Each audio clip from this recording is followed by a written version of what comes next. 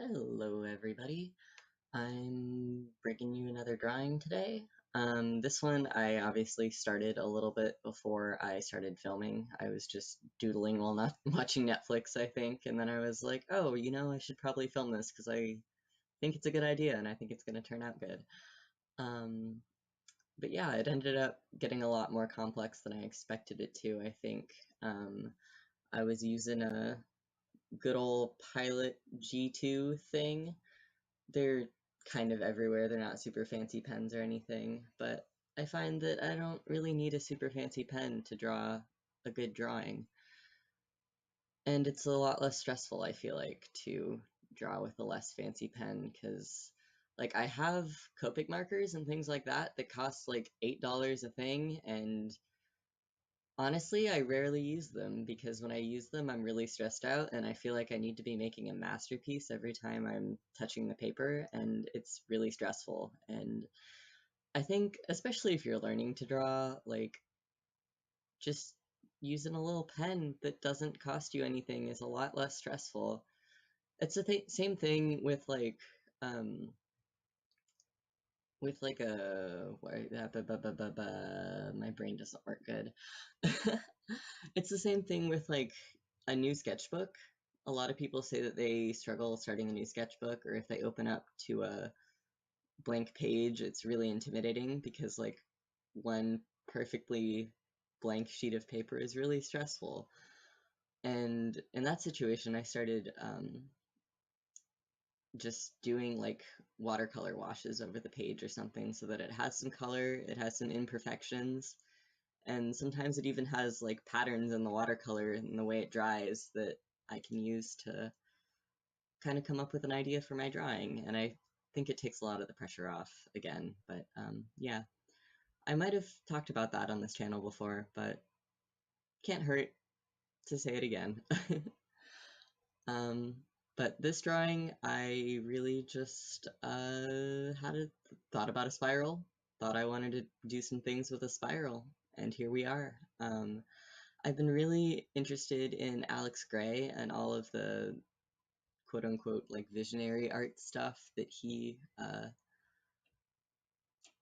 kind of stands for, I guess. He's been around making art for a real long time, and a couple days ago I got to go see Tool, which is the reason I found out about Alex Gray when I was younger. But I didn't really I guess I didn't really get it until recently. I really started looking at Alex Gray's work and was like, wow, this has got something to it. So I got a book that he wrote back in like, oh gosh, he wrote it a long time ago, but I still think it's got a lot of good ideas in it.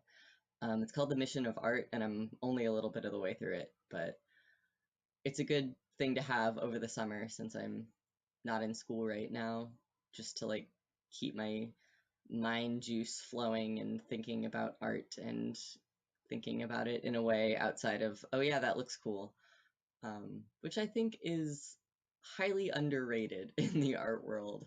If there's one thing I learned this year, it's that people really want to overthink things, and I think there's there's a time and a place for that. You should think about art in all kinds of ways, and sometimes you just need to think about art in the sense of this looks nice and it makes me feel nice or sad or whatever it makes you feel.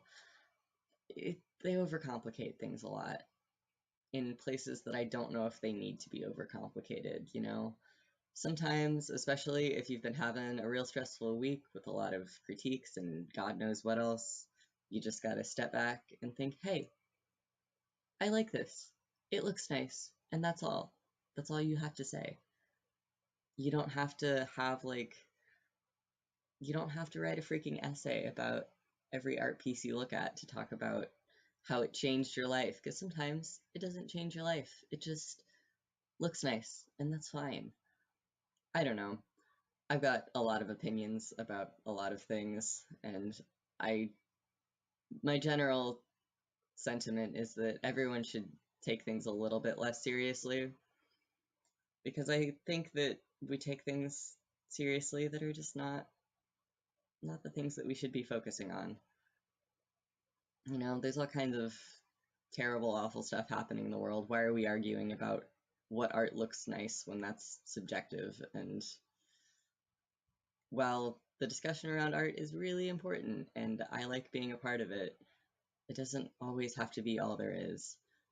I don't know. I'm just talking myself in circles here at this point.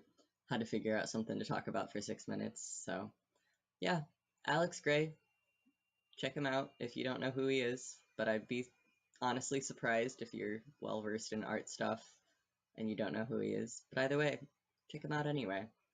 But yeah, pretty happy with how it came out. Thanks for watching.